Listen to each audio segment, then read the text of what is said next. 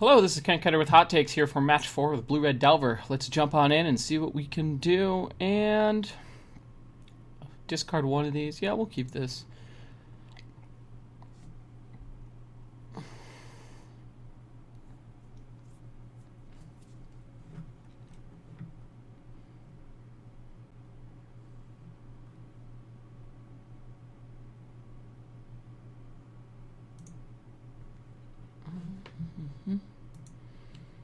So it looks like our opponent has some sort of Hate Bears deck. Well, okay, we're just gonna go no and pass it back over, I guess. So if our opponent goes Sculler, definitely not, happy with that outcome.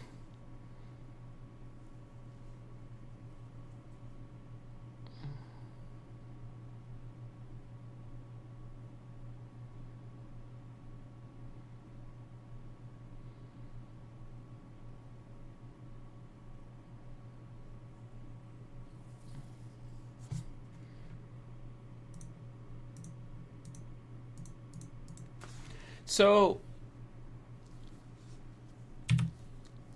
I really doubt this is going to work out how we want it to. But, if we're so lucky, we will be killing our opponent on turn 3.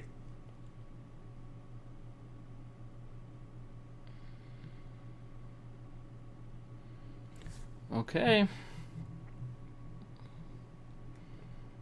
Might be giving it to us.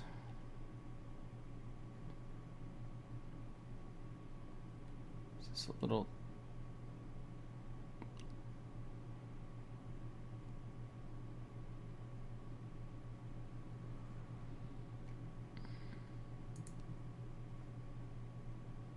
Well, that is not what we wanted to see. That is for darn tootin'. Oh well, I guess we will faithless looting, get something tutored up.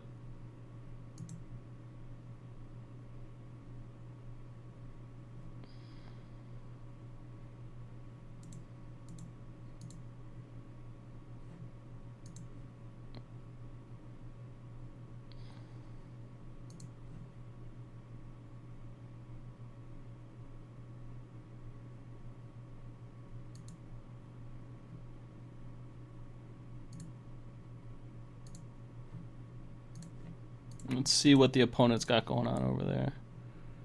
Because if it's nothing good, we might just line ourselves up to go bananas. B-A-N-A-N-A-S. This stuff. Excuse me. Okay, so nothing of mine is exiled. They're not going to hit 4 mana, so we're just going to bounce their grip here. 1. Ow. 2.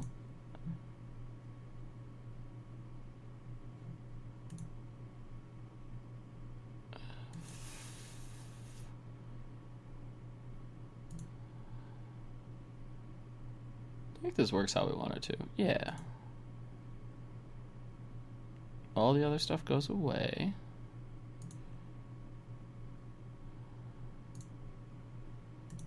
Pay some life, put a Steam Vents into play, and this should wrap up game 1 pretty easily next turn.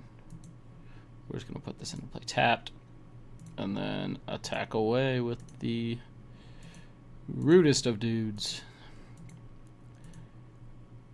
So as long as our opponent doesn't draw... Let's see. What do we not want him to draw? Removal spell.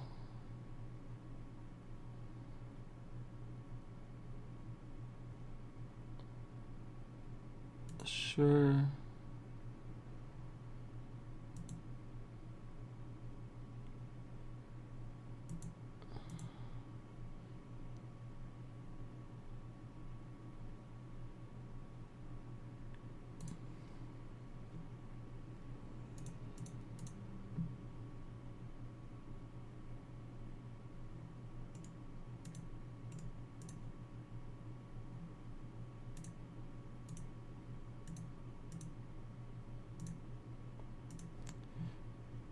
And that'll give us 14 damage.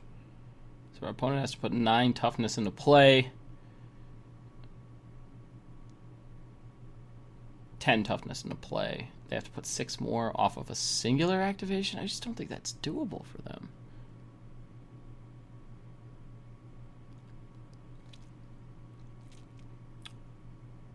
Yep. You got it. Because it's going to get trample. Yeah. 7, 14. I don't know. I think my opponent's just dead.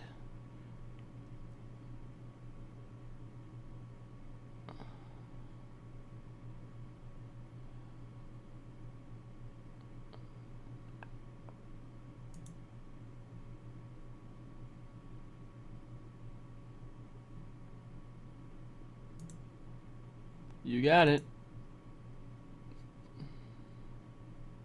Okay. Let's go to sideboarding.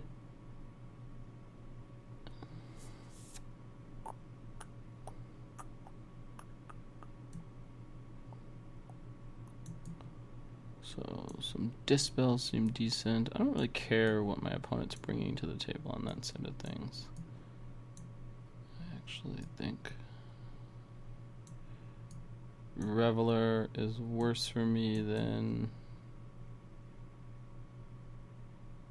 I don't want Vapor Snags. 4. Let's cut one other card. We'll cut this mutagenic growth here. Actually, we're gonna cut. I don't want to cut all of those. You have to keep in some amount. Losing all the probes makes me want to keep another probe. Maybe Blood Moon's not where we want to be. Yeah, let's just bring in this dispels for those. Sounds good. Nothing too complicated. Oh, we can. Okay, I have to bring 2 more cards back in. Huh.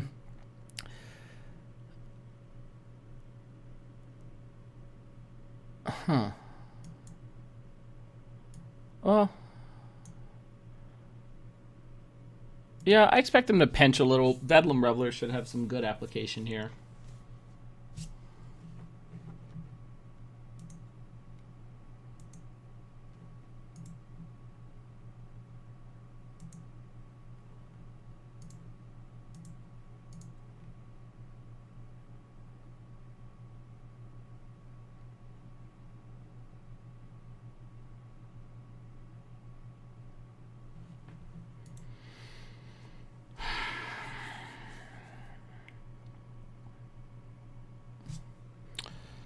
We're going to keep this. Okay.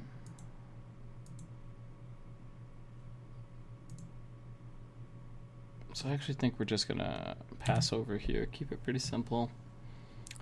If we can get Thing and Ice and Kiln Fiend in play with Blessing backup, I don't think our opponent has too many sequences that punish that. I am going to pop this Scalding Tarn.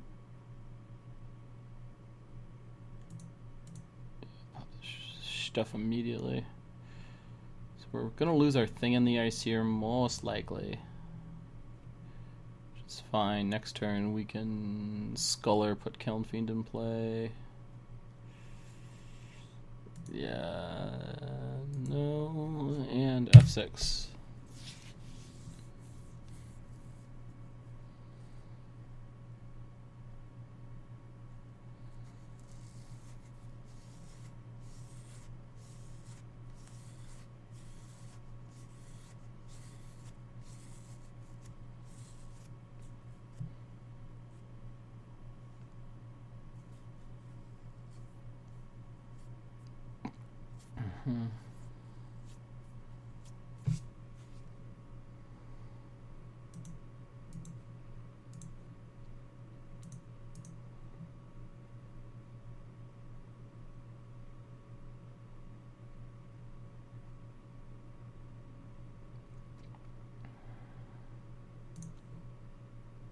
Take the damage.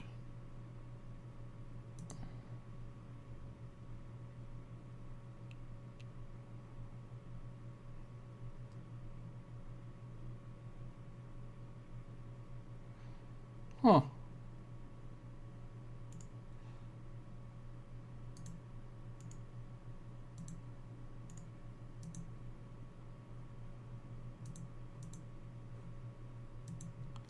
Yeah, we're going to hold on to the sleight of hand now in this situation. As long as our opponent doesn't just have, like, the just ridiculous follow-up. It's actually really interesting how bad Apostle's Blessing actually is against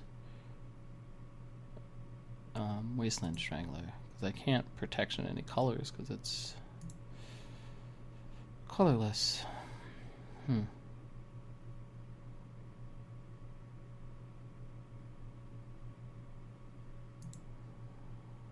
Same with that. So I'm gonna have to find some.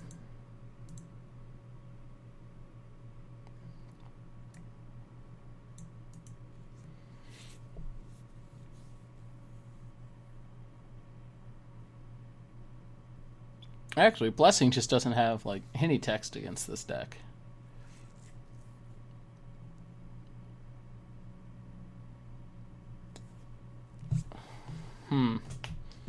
It's kind of an interesting one. I don't know how this would work out as a good matchup.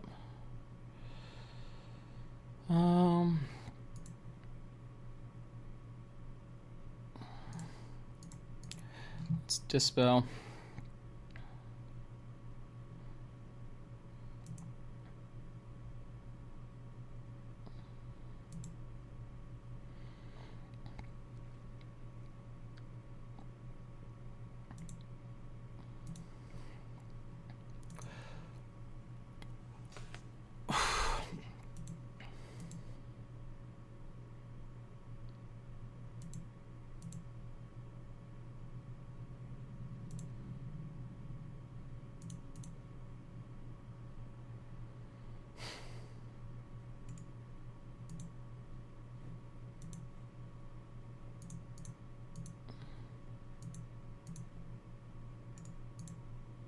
Gonna cast this Kiln Fiend here and pass the turn.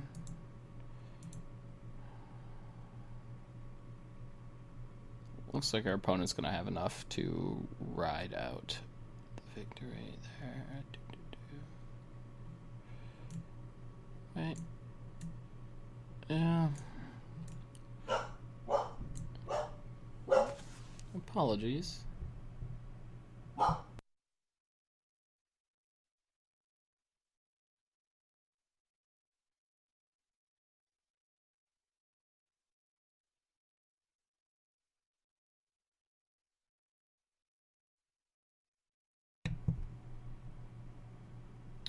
So it looks like our opponent is just gonna flicker.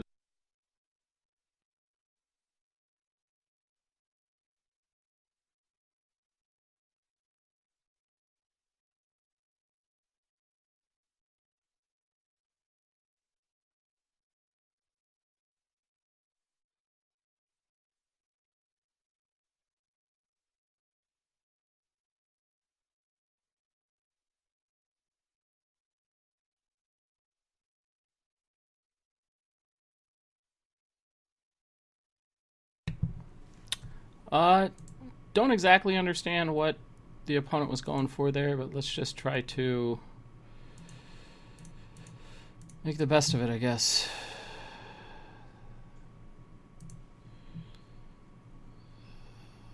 Make green and blue mana, I guess. Green and a blue.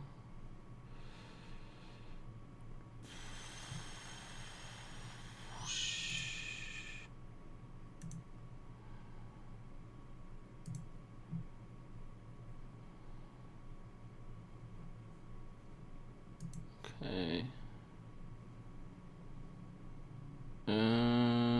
Actually, I don't know why I'm going through these motions. This doesn't kill him. Or kill my opponent. Nope. Hold on. 'Cause, like, I don't know why I'm going through these motions. This doesn't kill him or kill my opponent. Nope. Hold on. 'Cause, like, I don't know why I'm going through these motions. This doesn't kill him or kill my opponent. Nope. Hold on. 'Cause, like, I don't know why I'm going through these motions. This doesn't kill him or kill my opponent. Nope. Hold on. Maybe it does. Here. Pay this mana. Well, if you let me give protection from white, I think I can win this game.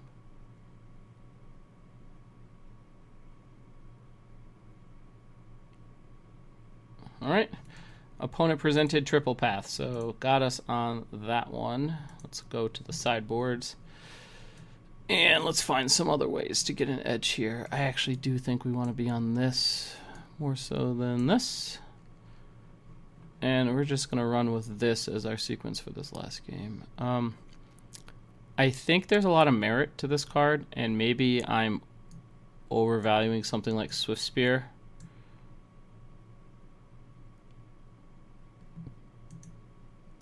I think that might be a swap that I maybe missed earlier on. Yeah, we're going to keep this. We're going to go blue-red, attack, attack, attack, attack, attack, attack, attack. Just a lot of attacking. Hopefully we can land we can go Swift Spear, Killing Fiend, untap, and cast like 4 spells and should lock up the game. This is the type of hand that I think you want against decks like our opponents. We're presenting multiple threats with a good punish factor once the threats get into play. And that's that is a more reasonable sequence than attempting to just ride one thread. I think that is really setting yourself up for failure. So let's just ride the lightning.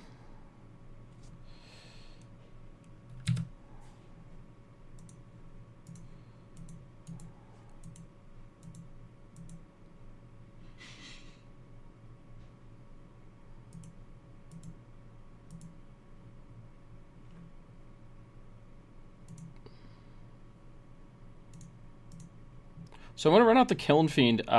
Reasoning there is we'll do a pretty good job of just wrapping up this game on turn 3 if our opponent doesn't want to, party. Or, well, I mean, does it with a land drop.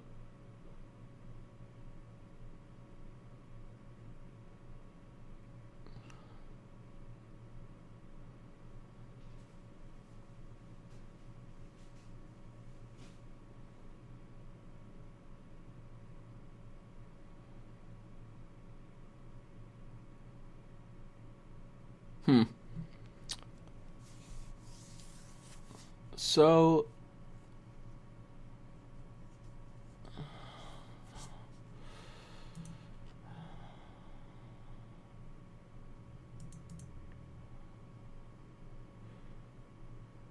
guess what I'm looking for now is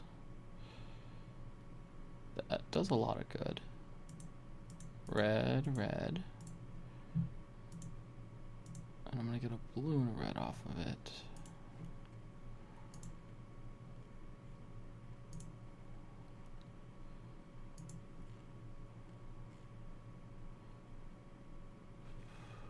Blue, red, blue. Show me 14, 720.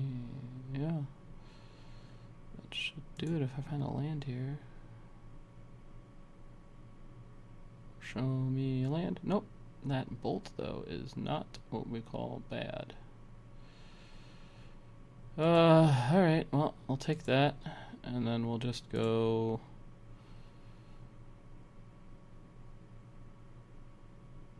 So if I bolt, that puts our opponent to 15, which 10, 14... That actually doesn't do as much as we hoped it would. That is fine. I'm still happy with taking it, but I think we're going to find that we're going to be happy with just this Kraken here. So trade, take 3. All right. I think this is the turn where if our opponent doesn't kill... If they don't kill the Kiln Fiend, they're just dead. If they have defeated the Kiln Fiend at that point in time, we might have a shot. Ah.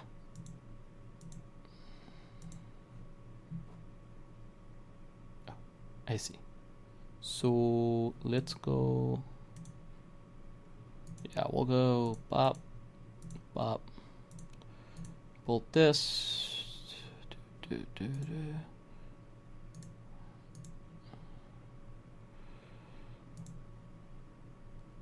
Holding the bolt paying some dividends there. If we can find a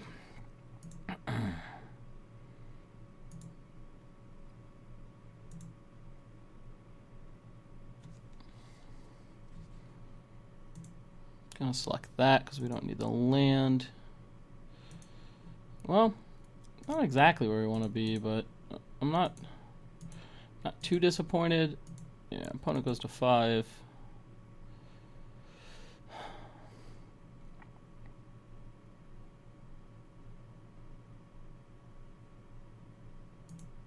Okay.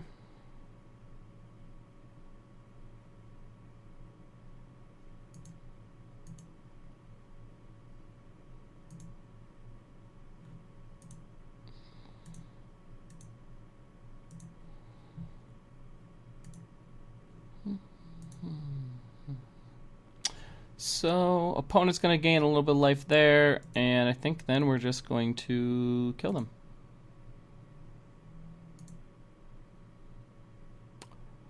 Blue, red, red. Get some more triggers in here.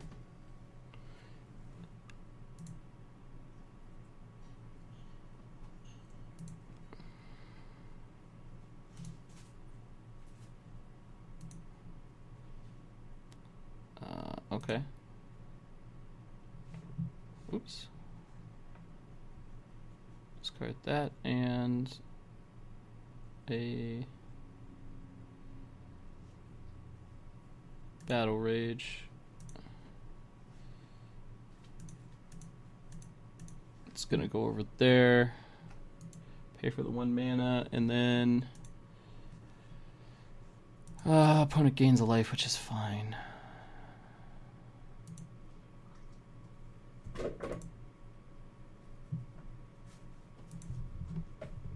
Okay. This should wrap up this match fairly easily, unless they have...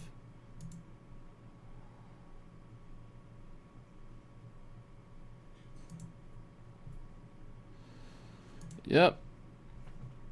All right. Kind of a simpler one there. You know, interaction points a little more on our access, meaning limited, isn't playing any sweepers, nothing really to blow us out there. So we'll take the win there. The Eldrazi deck definitely can do a good job if it just sequences like, you know, Sculler, Thalia, Thought Not Seer. You can just take too many pieces. I also would like to note that once you've played this deck enough and figured out how to sideboard with it optimally, you're going to unlock like another just 5 to 10 win percentage easily. The deck feels immensely powerful, and I think would spike up even more once you really hone out that sideboarding plans. You notice I've waffled a little bit back and forth, and once you get that really set in stone, I think you'll be in good shape. So this was Kent Ketter with Hot Takes. This was match 4 of Blue Red Kiln Fiend. We'll be back for match 5. Thanks for checking in.